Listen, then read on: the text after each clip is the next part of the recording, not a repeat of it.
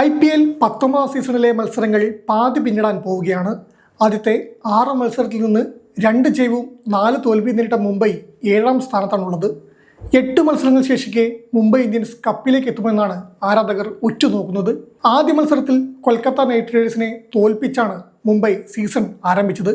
തോറ്റു തുടങ്ങുന്ന മുംബൈ ഇത്തവണ പതിവിലും വ്യത്യസ്തമായ നിലയിൽ തുടങ്ങിയത് ആരാധകർക്ക് പ്രതീക്ഷ നൽകി. എന്നാൽ പിന്നീടുള്ള 4 മത്സരങ്ങളിലും തുടർ തോൽവി നേരിട്ടു. രോഹിത് ശർമ്മയുടെ പരിക്കും സീനിയർ താരങ്ങളുടെ മോശം ഫോമുമെല്ലാം മുംബൈയെ പിന്നോട്ടടിച്ച ഘടകങ്ങളാണ്. എന്നാൽ 6ാം മത്സരത്തിൽ ഗുജറാത്ത് ടൈറ്റൻസിനെ 99 റൺസിന് തോൽപ്പിച്ചതോടെ മുംബൈ ഇന്ത്യൻസ് തിരിച്ചെത്തുന്ന പ്രതീക്ഷ വീണ്ടും ആരാധകരിലേക്ക് എത്തുകയാണ്. 3 തവണ മുംബൈ ഇന്ത്യൻസിന്റെ തുടക്കം പാളിയപ്പോഴും കിരീടത്തിലേക്ക് എത്താൻ അവർക്കായിരുന്നു. അത് ഇത്തവണയും ആവർത്തിക്കുമോ എന്നാണ് ആരാധകർ പ്രതീക്ഷിക്കുന്നത്.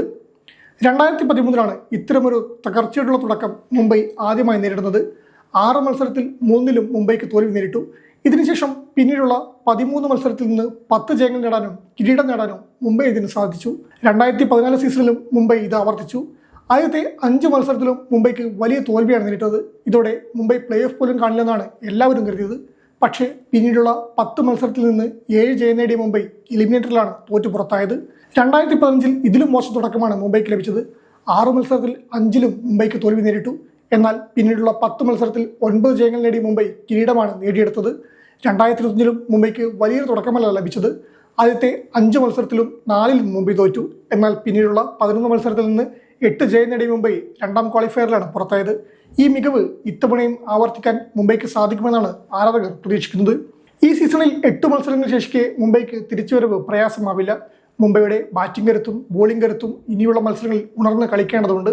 ഓപ്പണിംഗിലേക്ക് രോഹിത് ശർമ്മ എത്തുന്നതോടെ മുംബൈയുടെ ബാറ്റിംഗ് നിര കൂടുതൽ ശക്തമാവും. ഹാർദിക് പാണ്ഡ്യയ്ക്ക് ക്യാപ്റ്റൻ നിലയിൽ ഈ സീസൺ വളരെ പ്രധാനപ്പെട്ടതാണ്. കപ്പ് നേടാനായില്ലെങ്കിലും പ്ലേ ഓഫിലെങ്കിലും എത്തിക്കാൻ സാധിക്കണം.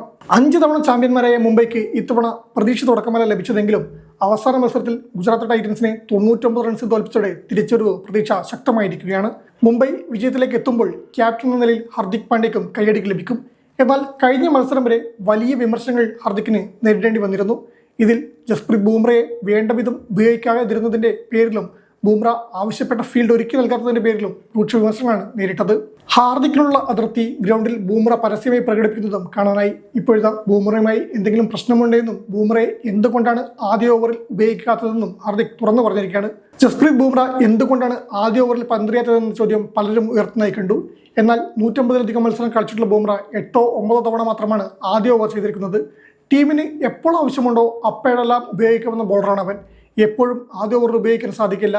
എന്നാൽ ഇന്ന് ന്യൂ ബോളിൽ തന്നെ ഇമ്പാക്ട് സൃഷ്ടിക്കണമെന്ന് ഞങ്ങൾ തിരിച്ചറിഞ്ഞു. അതിന് ബൂംറയെ കളിക്കാനായി മറ്റാരുണ്ട് എന്നാണ് പാണ്ഡ്യ ചോദിച്ചത്. ഗുജറാത്ത് ടൈറ്റൻസിനെതിരെ ആദ്യ ഓവർ എറിയേറ്റിയ ബൂംറ ഓപ്പണർ സായ് സൂർജിനെ ഗോൾഡൻ ഡക്കാക്കി. ഇത് ഗുജറാത്തിന് തകർച്ചയുടെ തുടക്കമായിരുന്നു.